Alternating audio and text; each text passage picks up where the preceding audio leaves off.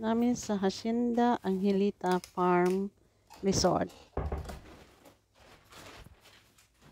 Thank you po. Wait lang.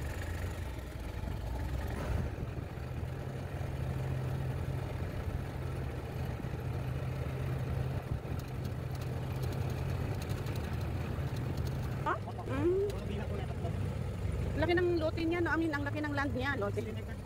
60 hectares? Oh. Shaquille?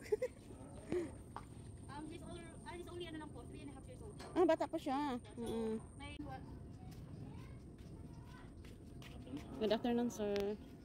sa horse po pala, pag You can touch the horse. No, no, no. Shaquille. Hello, Shaquille. Hello. Thank you, ha. Kain ko, ha. Inalian na din po siya. Ganun pala yun. Parang hindi po. Sunod po naman. Oh, he knows where to go. Oh, alam niya kung saan siya pupunta. Ah, papakainin, tapos imi-milking siya. Kaya pala eh. Anong kinakain nila? Magmi-milking sila sa cow, oh. Ganyan pala. Alam ng cow saan siya pupunta. Galing, ah. Ito, ah. So, bali, kanina po pala, ang ginamit ko is warm water. Panglinis po dun sa teeth and other nikaw. Kaya po, warm water para yung baka po natin hindi po nabibigla. Ah, Kasi okay. po, ang baka po nabigla po, nanibago. Na-affect din po kasi yung production. And then next po, yun nga po, nagpiga lang po si Ma'am Melissa. Nag-pre-strip po siya para matanggal lang po yung lumang gatas. And then, para po pa magte-test, yung mismong fresh milk po yung may gatas. Okay. Parang nakulangan siya sa pagkain niya. May dishwashing liquid po siya, pero may ratio po siya na 80-20. 80% po ng water, 20% po ng dishwashing liquid. Dahil kung gano'n lang po karami yung milk na itetest natin, gano'n lang po karami yung lalagay natin solution. Yan. Then, mimix lang po natin siya. Counterclockwise lang po, ma'am, to make sure po na magmimix po siya mabuti. So, pag hindi po nagbago yung consistency po ng milk natin, ibig sabihin po, good po siya. Kapag po lumapot po yan, naging parang sipon po siya, yun po yung may mastitis na. So, pag tinapong milk natin, parang water gagawin po siya. Kapag po bumagsak po yan ng isang buo, yun po yung may mastitis. Okay, since good po. Thank you for... You wanna try? Fresh milk? No.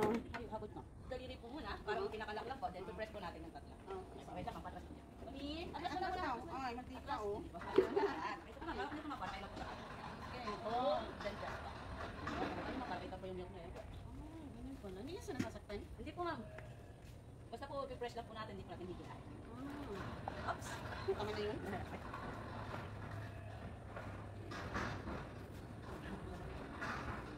Parang alam niya na hindi marunong ang ano.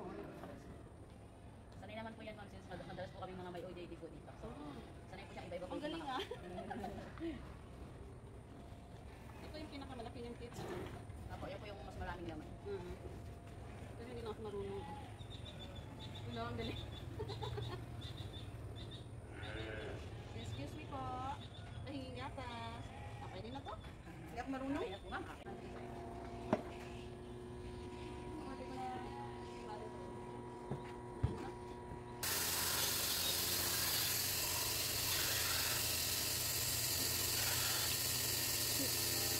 Ito po ang nagayong siya. Ito, nakikita niyo po. Ito po tayo ng dito sa. Uli ko lang kami sinigit. I know you have so much like that in Holland milk. Here is Bulacan milk. Cow milk. Hello. Ano ito? Brahman and Holstein.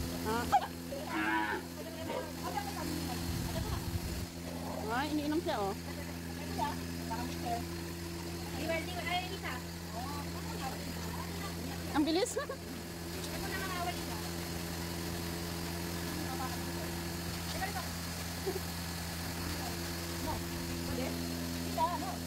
Ikaw taga-alaga. Ako kasing tatlong ban po yan. Ay, bata pa pala. Kaya pala maligalig kasi bata pa. Oo. Baby pa.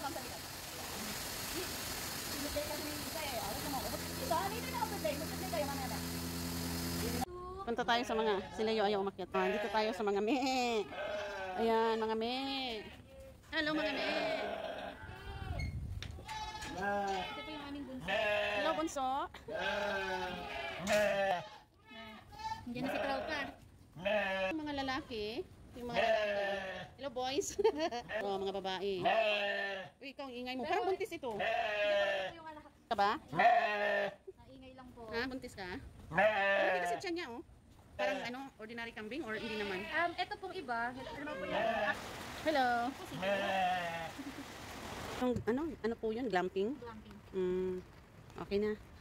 Nag-tour kami dito sa glamping pad nila. Madami din, oh. May sariling swimming pool. Umuulan lang. Sayang. Ito naman po yung tinatawag po nilang Century Pool po. Ang laki nga niya. Ano? Nag-help din po sila ng mga events po dito. Yung last po na gumamit po dito, kasal naman po. Oh, yeah? So, mga intimate lang po na kasal. Oo. Ang laki nga, ano? Namumunga siya. Oo po. Kasi nung ano po, parang pumagyo po kasi. Ilang beses po kasi siyang namulaklak. Ito po yung aming rice field po. Ito yung rice field. Start ko lang po.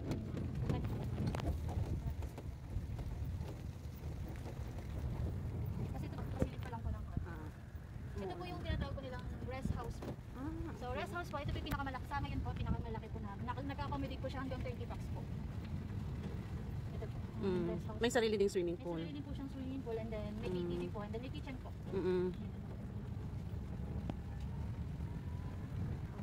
Pati ito sa kanila pa rin to? Ako hanggang dun po sa may paddle po. 60, ilang ano? Ilang? 16. 16 hectares. Kasi ito din po pala yan din po itong nasa likod. This is Kalayan, rice fields. Yeah.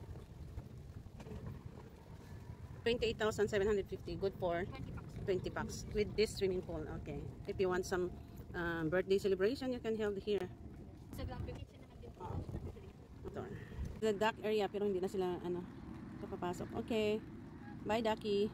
Sa July po minsan doon po sila Ano ito dito? Ito po, events hall po siya. Oh.